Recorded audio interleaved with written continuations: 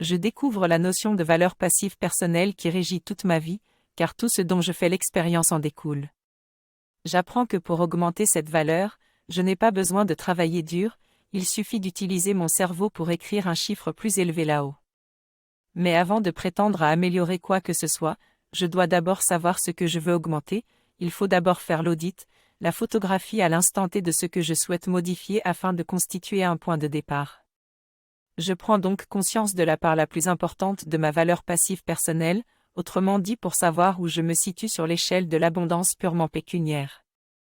Je réalise l'inventaire de mes actifs en évaluant au plus près tout ce que je possède, de mes comptes ouverts à mes actifs moins réalisables comme ma maison ou ma voiture.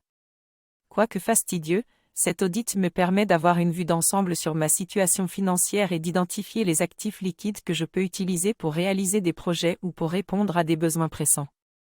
Je peux chiffrer ma valeur passive personnelle en suivant ces étapes. Dans une colonne de gauche, je liste tous mes actifs, biens, épargne, placements, et je calcule leur valeur financière. Ensuite, je fais la même chose pour mes dettes, en les notant dans une colonne de droite. En soustrayant mes dettes de mes actifs, j'obtiens un total qui me donne une idée de ma situation financière. Je note également toutes les autres dettes en cours, impôts et taxes, ainsi que mes cartes à débit différées. Ensuite, je prends note de l'émotion que me procure ce chiffre global, sur une échelle de 1 à 10, en fonction de mes sentiments de culpabilité, de joie, de stress ou d'angoisse. Il est important de refaire cet exercice régulièrement pour voir l'évolution de cette valeur. Il ne faut pas se focaliser sur les montants en eux-mêmes, mais plutôt sur les pourcentages d'évolution, car c'est ça qui nous motive à avancer.